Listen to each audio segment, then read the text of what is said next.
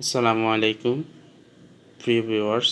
আজকে আমরা দেখব কিভাবে আমরা আমাদের বিভিন্ন ফাইল মোবাইলের মাধ্যমে স্ক্যানিং করতে পারি।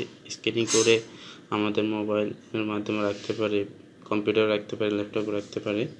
তো খুব সহজে স্ক্যানিং যে আমাদের যন্ত্রটি আছে এটা কেনা লাগে না। আমরা মোবাইলের মাধ্যমে বিভিন্ন অ্যাপের মাধ্যমে আমরা আমাদের ফাইলগুলো স্ক্যানিং করতে পারি। চলুন আমরা সেরকম একটি অ্যাপ আছে পপুলার।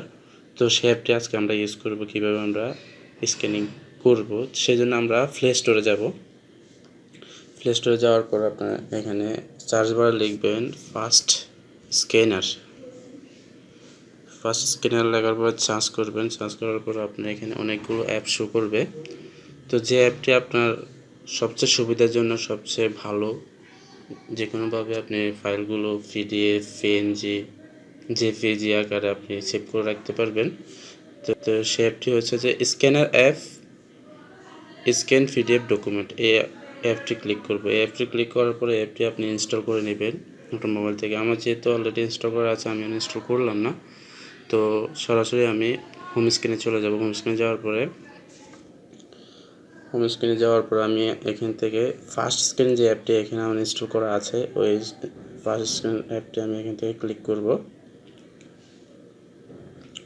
ক্লিক করার পর আমার ফার্স্ট স্ক্রিনে ওপেন হবে। ওপেন হওয়ার পর আপনি যে কপিগুলো আপনি স্ক্যানিং করবেন সেই কপিগুলো আপনার হাতের নাগালে রাখতে হবে। তো কীভাবে হাতের নাগালে রাখবেন, এগুলো হচ্ছে যে আপনার সার্টিফিকেট হতে পারে, জন্ম সনদ হতে পারে, বা আপনার আলাদা ডকুমেন্টস হতে পারে, যেমন আপনার আইডি কার্ড হতে পারে, আপনার ইউনিয়ন পরিষদের ট্যাক্সের রিসিট হতে পারে। তো এইটিসি। তো এরপরে আমরা ফার্স্ট স্ক্যানিং অ্যাপটি ইনস্টল করার পরে আমরা ফার্স্ট স্ক্যানিং অ্যাপে যাওয়ার পর আমার ফার্স্ট স্ক্যানিং অ্যাপটি ওপেন হবে। একটু ওয়েট করেন। ওপেন হওয়ার পরে আমার এরকম একটা উইন্ডো আসবে। তো মোবাইল থেকে এইভাবে উইন্ডোটা আসার পরে আপনি আপনার মোবাইলের ডান পাশে একটি ক্যামেরা আইকন দেখবেন। ক্যামেরা আইকনটি ক্লিক করবেন। ক্লিক করার পরে আপনার যে ডকুমেন্টটি রাখছিলেন সেই ডকুমেন্টটি শো করবে। তা আপনি যদি চান এভাবে আপনি ছবিটা তুলতে পারবেন। আর যদি অনেক বড় করে চান তুলতে, তাহলে তো আমি যে ছবিটি তুলছিলাম দেখেন আমার ছবিটি চলে আসছে। তো এখন আপনি ড্রাগ অ্যান্ড ড্রপ করে এই ছবিটি যতটুকু পর্যন্ত রাখতে চান ততটুকু পর্যন্ত রাখতে পারবেন। এই যে দেখেন যেগুলো আইকনগুলো আছে আইকনগুলো আপনি ক্লিক করবেন। দেখেন আমি আইকনগুলো ক্লিক করতেছি।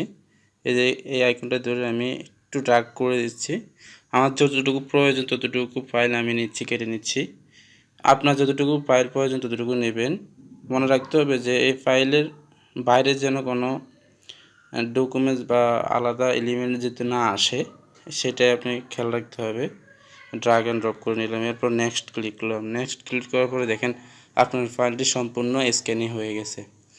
মানে হচ্ছে যে আপনি যখন জন্ম সনদ সংশোধন অথবা নতুন করে আবেদন করবেন, নতুন জন্ম নিবন্ধন আবেদন করবেন, তখন আপনার কিছু ডকুমেন্ট সংযুক্তি ফাইল দিতে হয়। সেই সংযুক্তি ফাইলগুলো এভাবে স্ক্যানিং করে আপনি মোবাইলে রেখে দিতে পারেন বা আপনার কম্পিউটারে রেখে দিতে পারেন। এরপরে আমি সেভ দেব।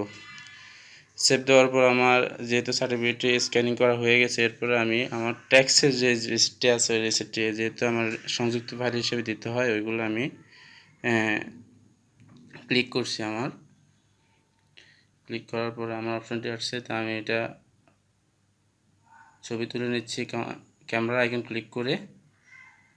এরপর আপনার নতুন একটি উইন্ডো শো হবে।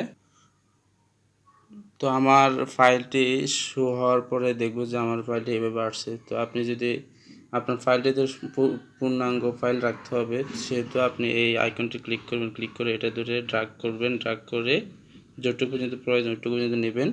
এরপরে এই আইকনটি ক্লিক করে এটুকু পর্যন্ত নেবেন। আপনি আপনার ফাইলগুলো যতটুকু প্রয়োজন ততটুকু নেবেন ড্রাগ অ্যান্ড ড্রপ করে। এটা অনেক সুন্দর কাজ করে এই অ্যাপটি, এই জন্য আমি এটা রিভিউ করছি। এরপরে নেক্সট দেবেন। নেক্সটে দিয়ে আপনি এটা সেভ করে নেবেন আপনার ফাইলটি। এরপরে টিক মার্কে সেভ অপশনে ক্লিক করে সেটা সেভ করে নেবেন। তো এই ফাইলগুলো এভাবে আপনি স্ক্যানিং করতে পারবেন।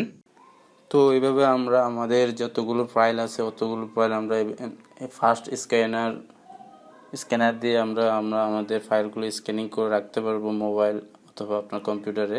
এরপরে আপনার বিভিন্ন যেখানে আপনার ডকুমেন্টসগুলো দরকার সেখানে আপনি ডকুমেন্টসগুলো দিতে পারবেন, অনেক ভালো রেজলিউশন থাকবে। আপনি এইগুলো কনভার্ট করতে পারবেন পিডিএফ, পিএনজি, জেপিজিতে। তো এই সবগুলো করে আপনি আপনার মোবাইলে সেভ করে রাখতে পারবেন। প্লাস হচ্ছে আপনি যখন অন্য কোনো যে কোনো একটা সংশোধনে আসবে, হয়তো আপনার আইডি কার্ড সংশোধন করবেন, জন্ম সনদ সংশোধন করবেন, বিভিন্ন কাজে লাগতে পারে আপনার স্ক্যানিং কপিগুলো, সেগুলো এইভাবে আপনি স্ক্যানিং করে রাখতে পারবেন। তো আশা করি বুঝতে পারছেন। তো আমি যে অ্যাপটি স্ক্যানিং করে দেখাচ্ছি ওই অ্যাপটির লিঙ্ক আমি আমার ভিডিও ডিসক্রিপশনে দিয়ে দেব। তো সবাই বুঝতে পারছেন অবশ্যই। তো আশা করি সাথে থাকবেন। আসসালামু আলাইকুম রহমতুল্লাহ।